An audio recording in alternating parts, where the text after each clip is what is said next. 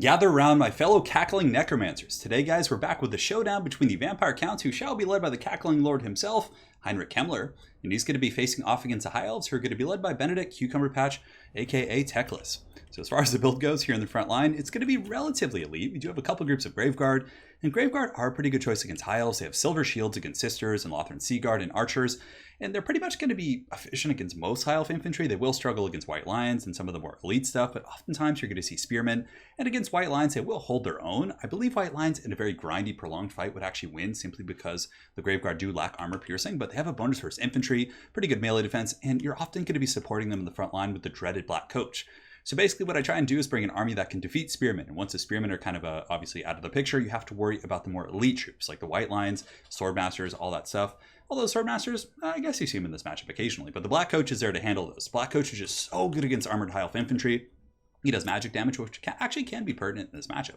There's a couple units on the high elf roster that do have pretty good physical resist, but nonetheless, he has really good AP, and in sustained combat, he gets all kinds of good buffs. So his first tier, and a lot of people actually don't know how this works, so let's go ahead and take a look. So the Black Coach, if you look here, it has 3 different buffs. So after it fights for a period of time, it gets like different tiers of strength. So you kind of want to keep it in sustained combat. Cycle charging is still good with it, but like leaving it in or not letting it out too long to lose its buff is quite important. So it has the Black Size at tier 1. At tier 2, it gets Unholy Vigor, which gives it 40% AP damage and fire. And in the last tier, it does get 44% ward save and Strider, which is very, very good. So this guy's he's a terror in the night, and the Black Coach was a meme in Total War Warhammer 1, but it's certainly a very good unit nowadays. So I like the Black Coach quite a bit. So the front line is just going to be holding, and to really hammer out our opponent's army, we do have a lot of cabs. So we have the double Blood Knight, which Blood Knights are probably my favorite unit on the Vampire Coast roster.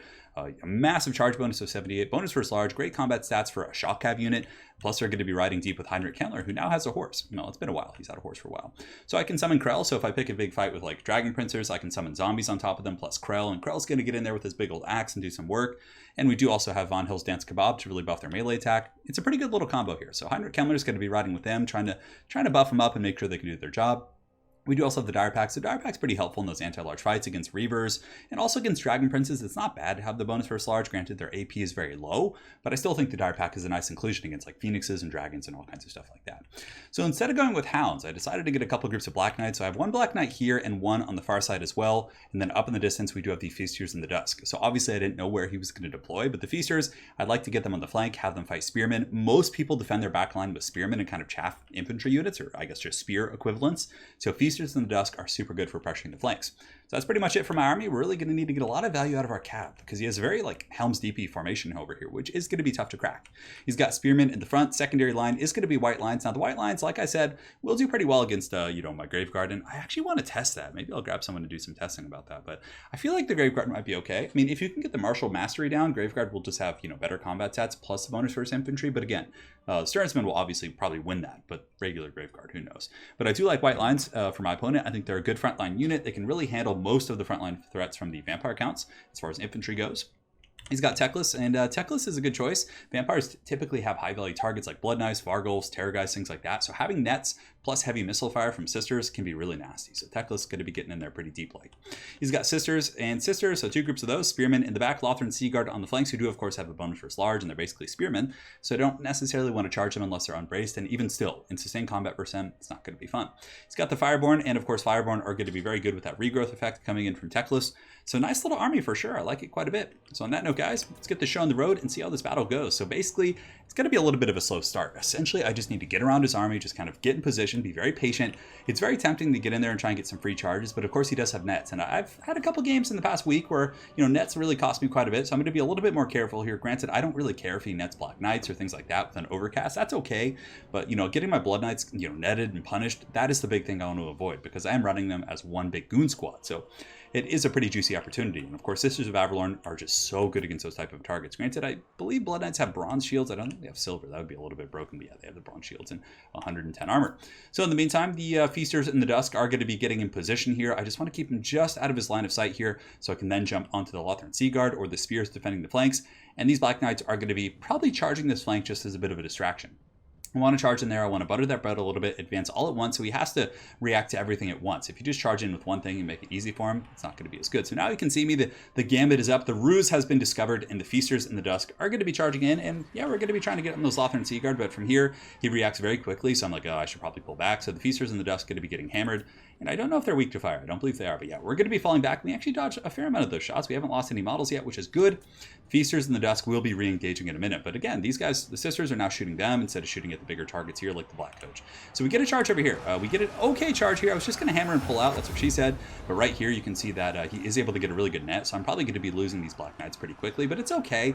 Now the Blood Knights are free to get up and around because I didn't want them to get netted here, get charged by the Fireborn. So now that that has kind of a, it wasn't like a full bait, but a partial bait has gone off, I'm going to be, harassing and charging in the front line. So the Blood Knights charging, get a little bit of damage here on the white line. So it looks like we do kill 3 models, which is good. And the Sisters, though, are just unleashing hell into the Black Knights, who just got out of the net. So we'll be pulling them back in just a moment. A little bit slow on that. Feasters in the Dusk going to be coming in as well, and you can see the Fireborn are going to be charging in. So at this point, I have to pull back. I'm like, oh god, I need to get away. But the Black Knights, they're very cheap. They only cost 700, so it's not going to be a disaster. And the Black Coach has pushed through the front line, so it's going to be attacking these Sisters. Blood Knights are going to be occupying these spears. So basically, I knew he had a bit of an opening. He could only defend against like one of these 2 units here, really. So I charge in the Feasters to get rid of the Lothran Seaguard here. These guys are going to be charging in the front, but more importantly, we create an opening in the back. So the doggies are going to be sprinting into the back. The Dire Pack, of course, is a bonus versus large unit, but they're still going to be good versus like lightly armored archers. So they jump in and they are able to get a huge charge here into the Sisters. So now they're not shooting, which is good. The Black Coach here is trying to find opportunities, just running rampant. Having a good old time, but my Black Knight's pretty much offline. One of them will probably survive, but they're pretty much going to be a non-factor for the rest of this game. Now the Graveguard in the front are doing good. They're fighting spears, which is exactly what you want. And these white lines are actually losing pretty heavily, but again, it's because of the Sternsmen. I also do overcast and drop some Skeleton Warriors back there on top of those guys.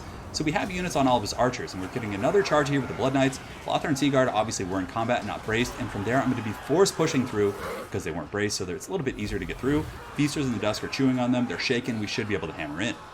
Now, my opponent is going to be reacting with a Fireborn charge. Fireborn are going to be coming and cleaning out a lot of this riffraff here. So I'm going to be pulling back. I don't want to take that charge with the Blood Knights with all these Spearmen and other troops here. A Fiery Convocation is going to be going down, roasting some of my troops here, but I believe I do dodge most of it at the last second. In my other Blood Knights, I've just been using the pullback cycle charge, just hammering that front line, trying to get as much damage as I possibly can, and just waiting for a collapse in the center, which is going to really open up the pressure here onto the Sisters.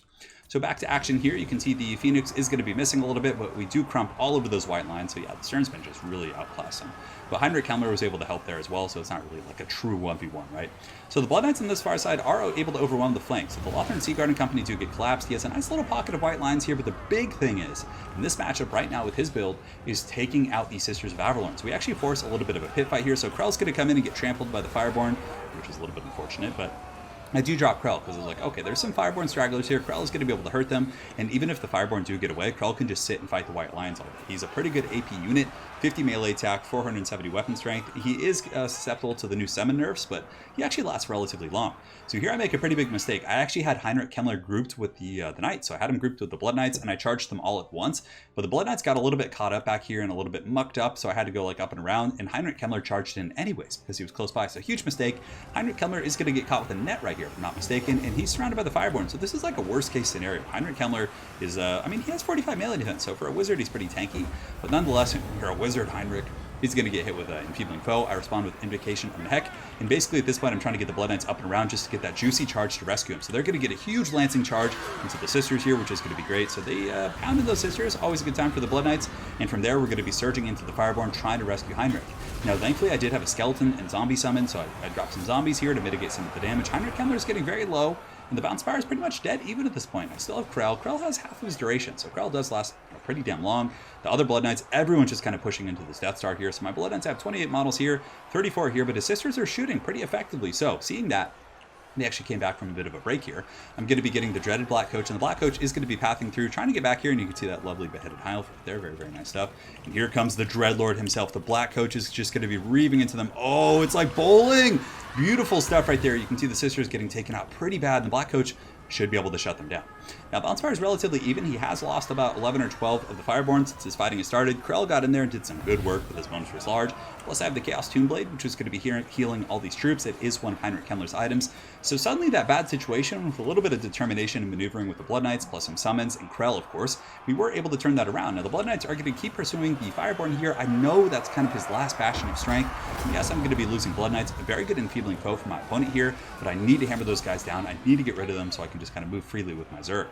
Now, Heinrich Kemmler, a little bit out in the open. Some of these archers are going to be shooting him, so he's going to be Tokyo drifting back here. Teclis is looking for a Haggard Wizard fight, but I believe I had some Blood Knights nearby that were going to help, but no, I guess not. We're just going to be dropping some summons back here to try and target these guys. And the Fireborn only have 15 models, but he still has Sisters shooting. I don't have the assets to stop everything at once. So this Black Coach, from here, you can see I rapidly grab the Black Coach. I'm like, we need to shut him down. So the Black Coach is going to be coming in, running over a couple of those guys in the way. The Black Coach is just such a ridiculous, awesome unit. So it does cause terror as well. And I do not know if Sisters are immune to psychology. I don't think they are. So we could potentially get a terror route. And yes, you can see the White Lines and the Sisters of Averlorn are going to be terror routing. Now, in the center pocket, the fight is definitely going... Oh, that was a wild mouse control right there. It's definitely going in our favor. It looks like a fiery convocation is going to be spit roasting a couple those guys, but also some friendly fire on top of those White Lines right there. He has some Lothran Sea Guard left, but we have a lot of troops. I mean, we have Skeleton Warriors, we got Black Knights coming in from the beginning who actually survived. And the Black Coach, now that the Fireborn are pretty much a non-factor, is just going to be riding around the back, causing terror, just pushing off all these like scrappy units. And Heinrich Kemmler, somehow, some way, is alive. I've just been trying to juke with him and hide him amongst his ranks. I know Teclis is coming for that ass right now. He's looking for it. But Teclis is, let's see, 38, 40, 280. Hey, yeah, Heinrich's actually a better combatant. 38, 45, 340 with the charge bonus of 43 against 35. So yeah, Heinrich's a little bit more of kind of a hybrid caster, I guess you could say. I mean, not truly, but he's a little bit better than your average wizard caster. So Heinrich Kemmler is going to be hiding amongst the boys. I was trying to put him with the Sternsmen because, of course, they have silver shields, and we'll take some of those hits right there. And the Black Coach is just going to be causing terror, like I said, just ravaging the back line, getting all up in these archers here, and also doing some pretty good damage against the White Lines.